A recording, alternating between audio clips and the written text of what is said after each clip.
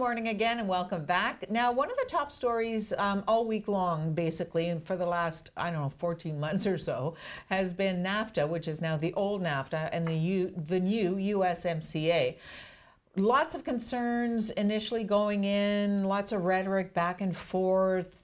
President Trump saying that he, was a little disappointed with Trudeau and the negotiations, that he didn't like the Canadian negotiator.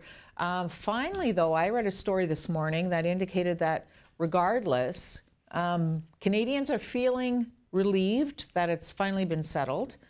And they have a few concerns, but a lot of people are thinking that it could have been worse. So one of the biggest issues is around agriculture and around dairy. So we thought we'd talk to Algoma dairy farmer Patrick Connelly live in our studios this morning. So Patrick, do you feel like there were, big changes to, let's talk dairy, of course, in particular? Yeah, there was lots of big changes in the dairy. We were expecting to lose some access to it, which is the main part they're covering in the media, the 3.95% they have access now, up from the 2.5 in the old NAFTA. That we were kind of expecting, we weren't happy about, because I'm sure you've heard the term death by a thousand cuts that's been thrown around. Yes, yes. Because over the last 3 years, we've given away, but this will be up to almost 15% of our market. Oh, so that's why everyone's so angry, that our dairy farmers. Yeah, it's coming slowly more and more. And then Mrs. Freeland, I want to say 2 days ago, said they went in expecting to give concessions on dairy, that it's normal. So most dairy farmers are mad that we're just becoming a normal pond to get what you want. You're slowly giving away everything. But the main thing that isn't covered in the media that most people are getting angry about is that the volume increases every year by 1%, compounded annually. So we didn't just give away our market now, we gave away 1% of our growth every year. Your future markets. Our future market, and it usually just tracks population growth, which is 1.2%. So basically the Americans market is growing more than ours. And then there's also the Class 7 they took out, which is something we put in to modernize a little bit, because a lot of the milk ingredients we didn't have a price structure for. Processors, food, they all wanted one, so we put it in. We traded that away as well. The Americans now get to tell us how much we sell that for, how much we can produce, and who we can sell it to. That doesn't sound positive at all. No, it isn't positive at all. And that was the major increase in our market, was that. So not only did we give away our historical increases, we gave away our future innovative increases as well. And also, we all pay for those increases. Like, we all take money off our milk check for promotion, advertising, research, all that. So we're effectively now paying to grow the American market. You know what, it's interesting because, Patrick, I think a lot of people who look at the numbers and see, the just over 3% instead of the just over 2% think, well, you know what, that's no big deal. That's not that much of an increase. But the good point that you made is that it's part of a total of a 15%. Yeah, and when you consider the 15%, that's equivalent to 1,200 dairy farms lost in Canada. Wow. Like, it's a significant amount. And also with the Class 7 losing, we had 3 new processing plants that were going to be built in Ontario alone that are now on hold, because if we can't sell them the product because the states won't let us produce it, there's no point them building these plants here. So we're losing investment and jobs outside just the farmers. So farming's been difficult enough.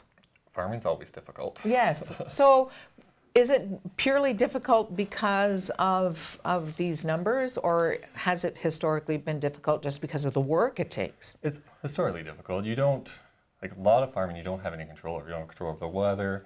A lot of the markets you don't have control over. Supply management gave us control over one piece of the puzzle.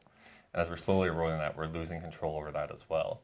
And usually, they're trying to sell it as there's going to be price decreases at the grocery store. That's the benefit to losing supply management. Well, that's how they're selling it for sure. But it doesn't work that way. And like, even when you compare apples to apples, like, Americans can use a form of growth hormone to produce more milk that we're not allowed here. So if you compare the milk that doesn't have that in the States to the milk in Canada, it's basically the same price. If you compare like Toronto to New York or Vancouver to LA, like the major cities, sometimes they're higher, sometimes we're lower. The only difference is how much the farmers get. The farmers get considerably less for their milk in the States. So if we get less for our milk here, it's not going to translate to less on the grocery store. Right, right. That makes sense the way you've just explained it. Now, with regards to sort of the big picture of the dairy farmer in Algoma, can you narrow down sort of, like I heard a story out of Quebec, because a large part of Canadian dairy comes out of Quebec, Yeah. and they were upset, and they basically said that in their terms, to explain it to people, you take a month of a 12-month year out of the equation for profits, for all of that. Is that something you can relate to? Does that apply here in Algoma? It definitely applies here because we're supply management. We all take the same hits back and forth. So Quebec's losing that 1 month, Ontario is, BC is. Coast to coast to coast, we all lose. So with this 15%, because this new USMCA has just been kind of tacked on, and as you say, all of them keep going up, the trade deals, Yeah. for you as a dairy farmer. Do you feel like you have a voice at all? No, I don't think we really do. Like going into this, we had Trudeau promising we're gonna stand by our farmers, we're not gonna sell them out. And then afterwards you have them saying, no, we had every intention of doing it all along. Like this was just normal, this was gonna happen. So it's mostly just lip service to us that we're there for you unless getting rid of you helps us get something we want. So is there anything you can do about it? It hasn't been ratified yet, so you can still write to your politicians. Quebec itself has to ratify it just through their Yes. different processes. But also, milk prices aren't set by the federal government. That's provincial jurisdiction. So we're all kind of wondering how Trudeau is going to keep a promise he doesn't have the authority to keep. He'll have to negotiate with every province. And some provinces, like Ontario, have just handed that down to the milk marketing boards. So we just don't know how he's going to keep a promise he really wasn't allowed to make. Can consumers do anything about it? You can shop Canadian. We have the 2 cow symbols, the laughing cow with the Oh, in the right, middle. okay. And then the new national one that has a little blue box above it and the blue cow above it. You can look for that too. And we definitely encourage that. The problem is 85% of the milk coming in from the States is for further processing. So you can't really tell whether that butter in your croissant. It started off Canadian. You don't know, or American. Yeah, you don't know if that cheese in your pasta sauce is Canadian or American, or the yogurt around your pretzel, or all those things that go into your food. You can't tell whether that's American or Canadian. That's the problem. So does the government think that the farmer isn't intellectual enough to understand what's happening? What's going on I don't there? know. I think they tried to put a positive spin on it and thought we would buy it, but we all have been paying attention to this, like trade deals, all along. This is a super important part of our industry, and we all pay attention to it. And I don't know a single farmer that didn't read the section on supply management as soon as it was posted and went through everything line by line to know what we gave up and how it was going to affect us. So I'm not exactly sure what they were thinking, that we wouldn't notice they gave away way more than they should have. Or promised they wouldn't. They promised they wouldn't give away anything. Right, exactly. So with regards to the future, you mentioned that every year there's a 1% increase. Is there any security for you as a farmer in Algoma, or as a dairy farmer anywhere in Canada? Is there any security in the future? No, because I wouldn't say there is no security. And even among the producers here, we've been talking about, especially my generation and my age, is there a future in dairy? Because right now we just gave away basically all our growth. So we can't grow unless someone exits the industry. So it's just, yeah. It seems so complicated. It's complicated, and I don't know how to. I think it's a lot more convoluted than people think it is. Yeah. And I think that the fact that this agreement has come out and the way it was presented just adds to how people feel it's convoluted. It's very convoluted, but when you break it down and look at it, it's very simple what they gave away. It's just black and white numbers.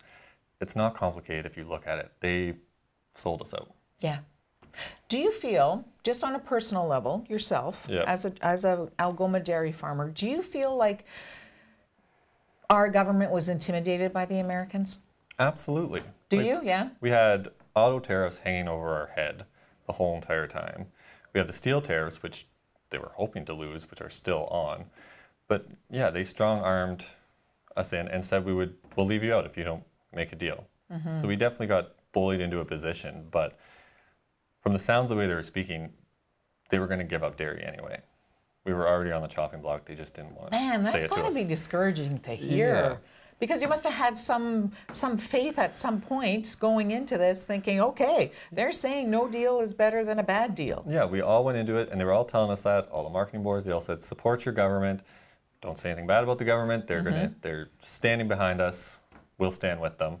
And when the dust settled, they weren't behind us. At all. At all. Such a shame. Well, continued good luck. I know you guys work so hard, and we appreciate it. And as you mentioned, we really need to buy Canadian. And if you don't know if it's Canadian or not, do some research. Find out where it originally came from and how much processing occurred before it actually got to your table as Canadian or American. Patrick Connelly, thanks so much. Appreciate your time. Thank you for having me in here. We'll be back with more Top Story right after this.